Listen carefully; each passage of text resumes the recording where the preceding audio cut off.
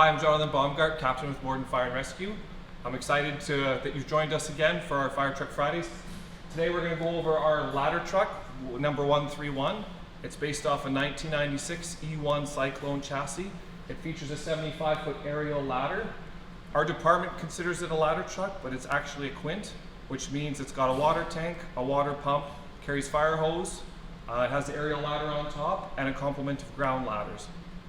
So we'll take a look around the truck. I'll open up the compartment, show you what's in here. This unit carries 6 members, a driver, a captain, and 4 firefighters.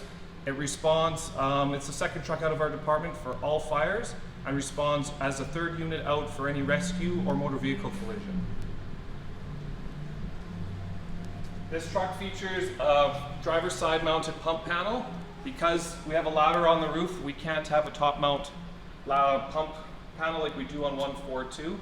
The driver, his primary position out of fire is going to be running the pump, pulling the right levers to open up the right discharges, and supplying the firefighters with water in the fire hose. In our first compartment, we have a lot of adapters and appliances for connecting to fire hose. We've got a first aid kit, we've got some flares, we've got spare nozzles in case we have a nozzle failure on scene. We have some adapters so we can connect different trucks via fire hose to this truck, or we can pump water from this truck to other trucks. So a bunch of adapters, things for catching the hydrant, water thieves and gated Y, so we can actually split water lines as they're going, and some duct tape for catching hydrants. Spanner wrenches, we use these to tighten the fire hoses as we're connecting them. We can tighten the couplers.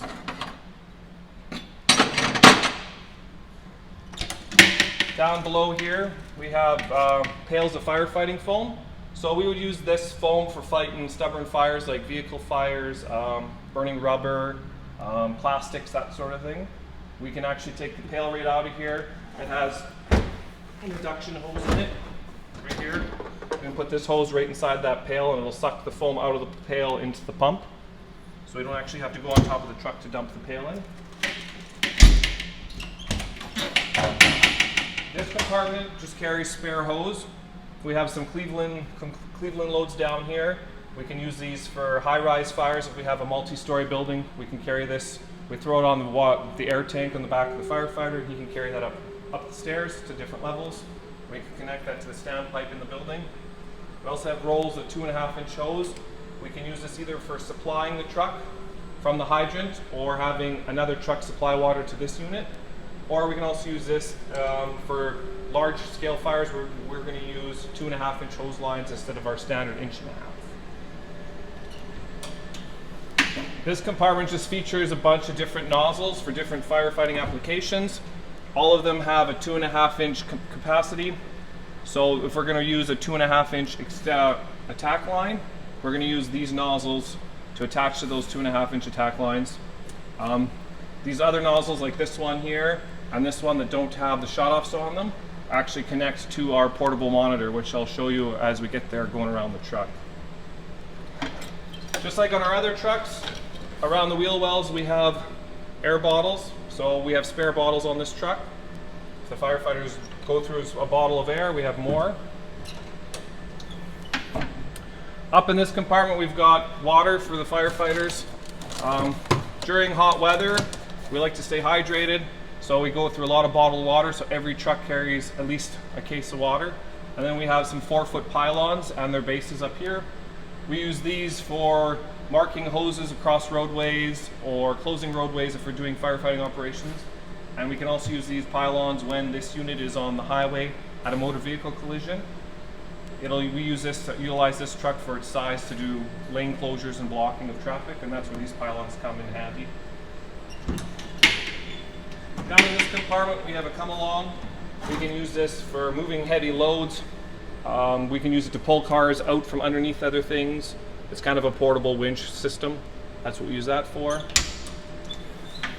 In this last compartment on this side we have water backpacks. So this is for our urban wildland interface. So if we have brush fires or grass fires, firefighters will actually wear these backpacks filled with water. They've got a hand pump on the bottom. And we can take and pump water out of them.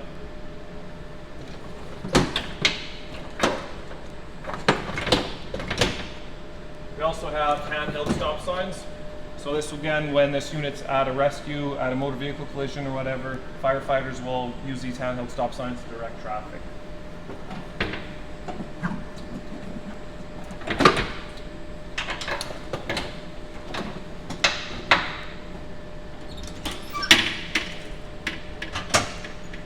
Down below in here we have a gas-powered portable ventilation fan. So we use our portable fans for moving smoke out of a building or moving carbon monoxide out of a building at a carbon monoxide call.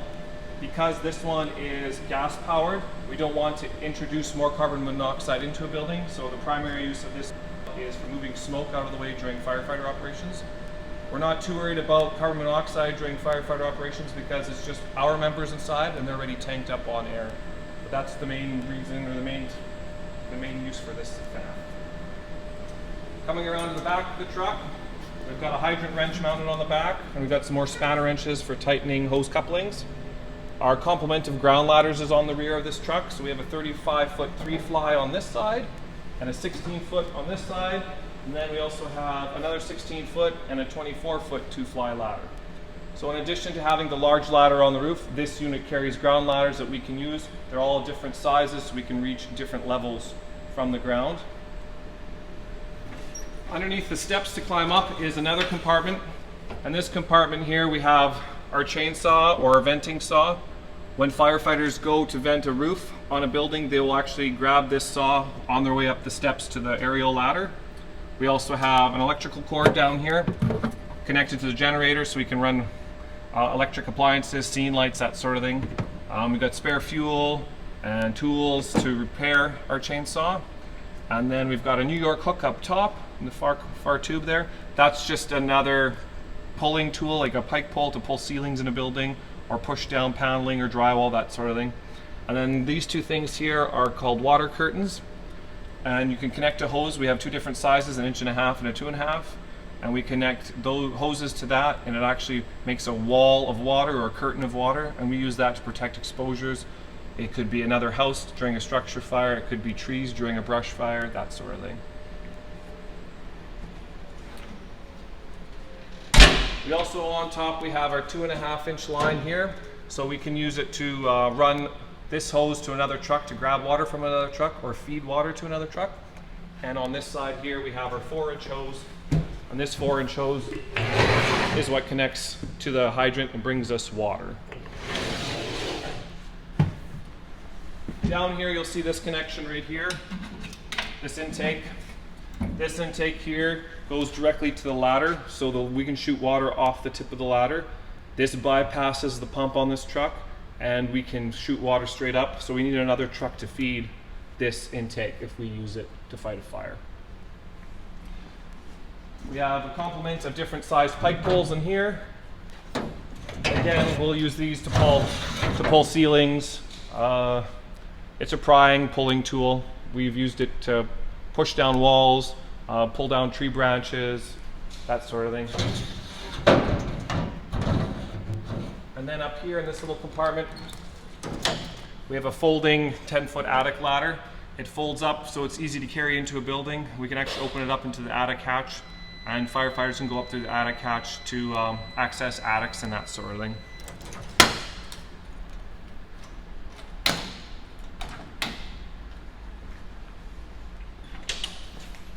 In this compartment here, we've got some more hand tools. So we've got an axe pike pole combination. So it's got an axe head on one side and it's got a pike pole end on the other side. And we have a Halligan. Halligan we'll use if we enter a structure that has locked doors or whatever, the Halligan, we'll use that to force open doors, punch locks, that kind of thing. This is probably the most used hand tool by firefighters. It's one of the favorite ones for them. Underneath that is a 50-foot length of hose and a piercing nozzle. We'll use this piercing nozzle to, we can actually take and punch this through a wall or through the roof of a house or a ceiling, and we can introduce water into it. A basement fire. Basement fires are very dangerous for firefighters because they actually have to enter the fire through the escape of all the gases and smoke. So we can actually use this to punch a hole in the floor and shoot water into the basement, cool off that compartment. and then enter the basement and do the final extinguishment. This little bag here just has extra tips and ends for that piercing nozzle. This yellow bag here is our hydrant bag. So when firefighters come off this truck, if they're in charge of catching the hydrant, they're going to grab this bag and the 4-inch hose off the back of the truck. Just some various adapters in here again so we can attach to a fire hydrant. Some of the wrenches to tighten the couplers. A hydrant gate, so this thing here is you can connect to the hydrant and we can actually control the water after the hydrant's turned on with this gate, opening and closing it. And again too, the hydrant bag also has a hydrant wrench. Below the hydrant wrench, we carry our portable water tank. It's a water tank that has the capacity to hold 3,000 gallons. This guy here is our hard suction stand. We use hard suction hose to draft out of a static water source. So if we're using this porta tank, this stand, we can put our hard suction hose over top so it doesn't collapse the side of the water tank. The tarp goes underneath there, and then this is a low level suction. So what we do is we attach the hard suction to this guy. This guy sits at the bottom of the water tank. The water gets sucked in into the hard suction into the pump of the truck.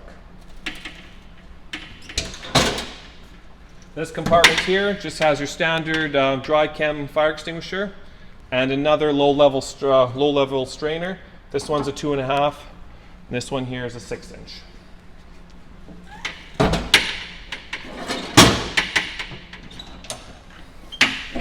So up here we have more hand tools. We have a shovel. So we can use this shovel for lots of applications, grass fires, removing cellulose insulation at a house fire or structure fire. We've got a couple axes, and we have a combination unit, hydraulic jaws. So this unit here, primarily on this truck, will be used for forcible entry.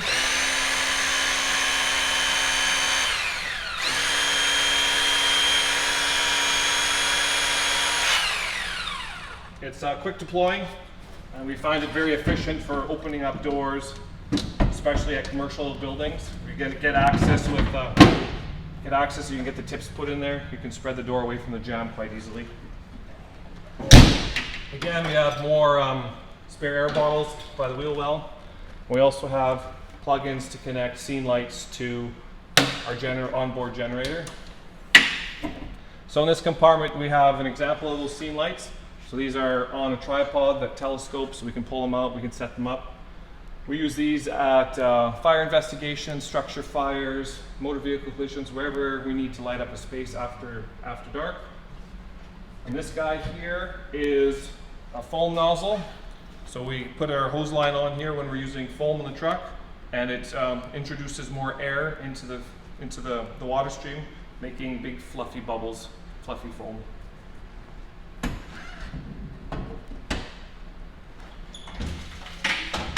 In here we have our portable pump. So this pump here is what we would use if we're going to pull water out of a static water source like a pond or a lake or even a swimming pool. We use again the hard suction hose. We use the hard suction hose so it doesn't collapse as we're sucking the water out. This guy is a float.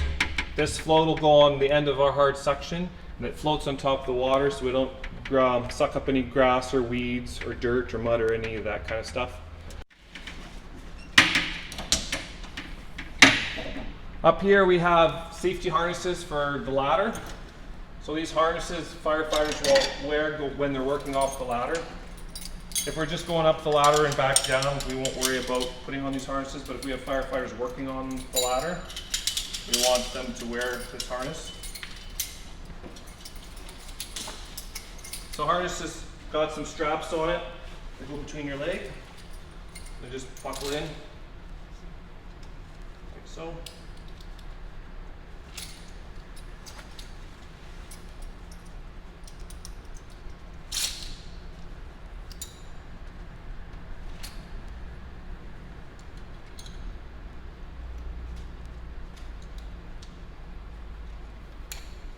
Like so. And then the big buckle in the back will come off, and when we're working on the ladder, this guy's got hooked onto the ladder rung, and then in case we misstep or slip or fall, this thing will catch us from hitting the ground. We also have a bag of working rope in here. So we use that working rope if we're going to hoist tools up onto a roof, or tie off hard suction hoses, or to support in a motor vehicle accident. We might use that to pull back tree branches out of our way while guys are working. And then this bag here, we have straps for our backboard and some webbing for our Stokes basket. Our Stokes basket and our backboard are up top here. For our backboard, we use to carry patients if it's out of a ravine or a ditch at a motor vehicle collision, or if we have a high angle rescue or whatever, we'll use that backboard.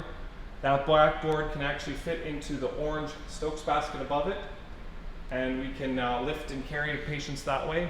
We can actually use the end of the ladder to attach a haul system, and let's say we're doing a high angle rescue using our ladder as an anchor point.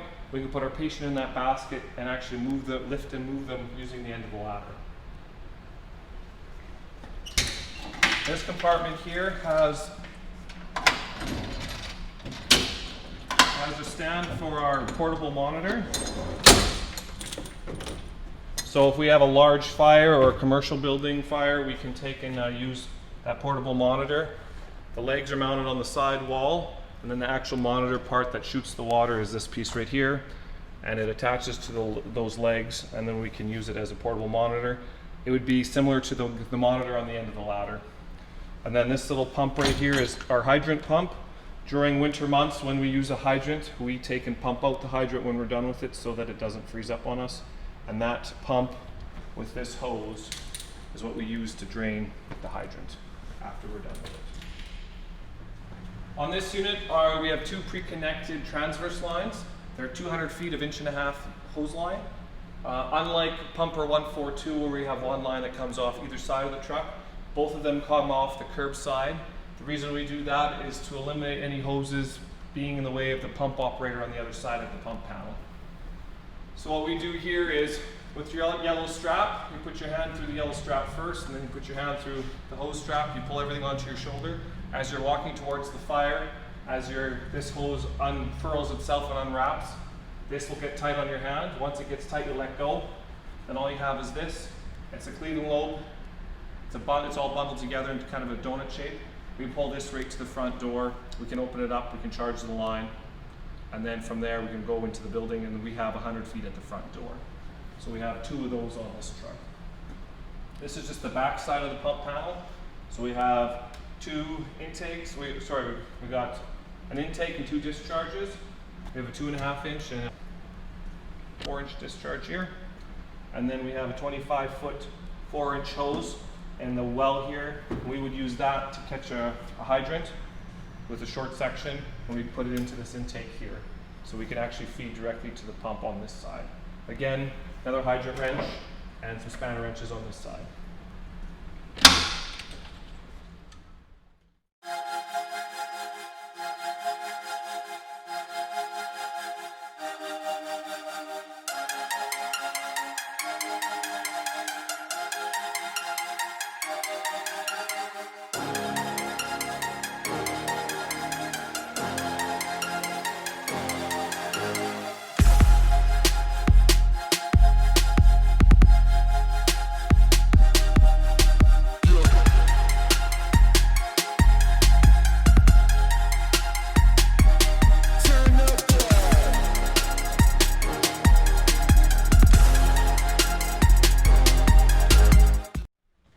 So now we're in the back of 131. This is where the firefighters would be sitting.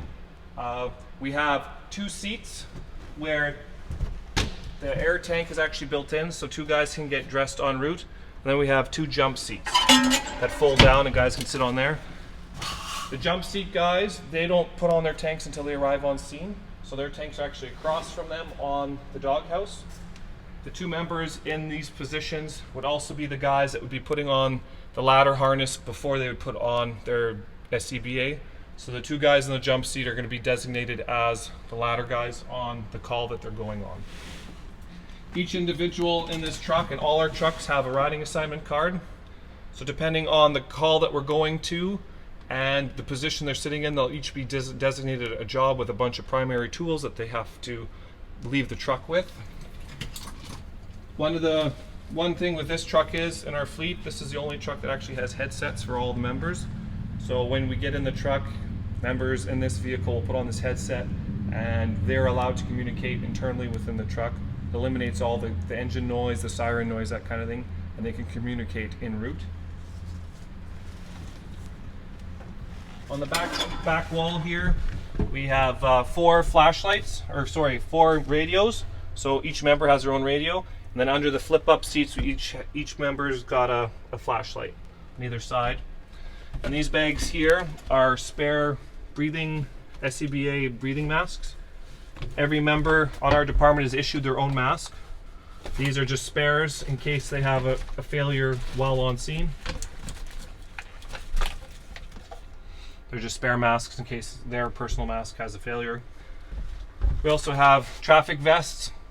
We have 2 down here for the jump seat riders, and we've got them above the doors for the other guys. Again, they'd be wearing those for any incident that we're on the roadway, motor vehicle collision, that sort of thing.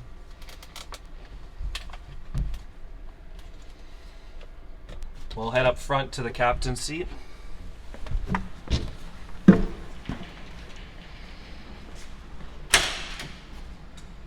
So the captain also has a seat where he can put on the SCBA while en route. He's also in charge of all the communications while en route to the call. So he has a radio here. This is our VHF radio. This radio is to talk internally with our own members of the department. And then on top of the dash up here, we have another radio. This is the FleetNet radio. This is to talk to dispatch in Brandon 911. We can also talk to other agencies like EMS or city police on that channel. The captain has an iPad here. This will tell him where to go. Gives directions to the call. It also gives us routes to the nearest hydrant, to the address that we're going to. And then we also have a handheld spotlight here. We can use this for identifying house numbers in the dark, or if we're searching for a hydrant or looking for somebody while we're driving down the road, that sort of thing. We can use this portable spotlight for that. Again, the captain and the driver each have their own headset as well.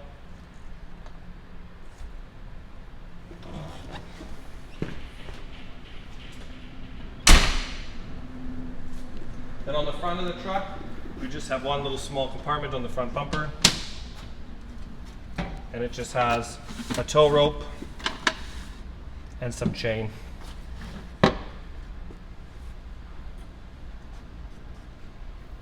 So that concludes the tour of the compartments and the cab. Let's head outside and go up on the ladder and take a look at that. All right, so now we're going to go up on the ladder. We're going to put our stabilizer jacks out. We're going to turn on the power for them. There's a stabilizer jack on each side of the truck. Before we put on the stabilizer jack, we need our support pad.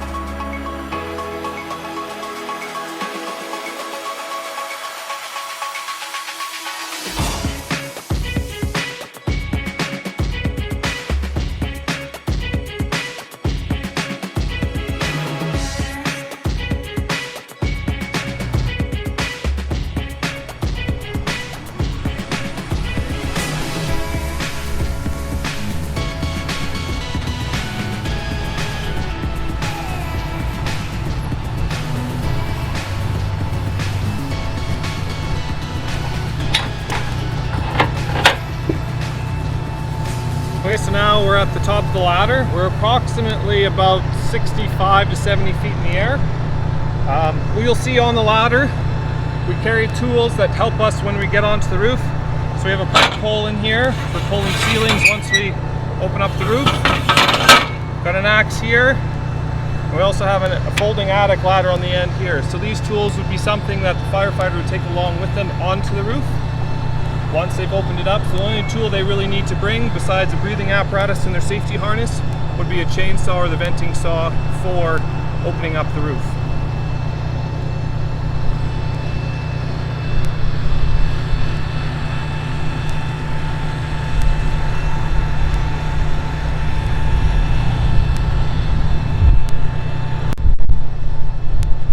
Thanks again for tuning in with us on our final episode of Fire Truck Fridays. Stay tuned. We plan to do episodes on a fire station and our training site. Until then, stay safe.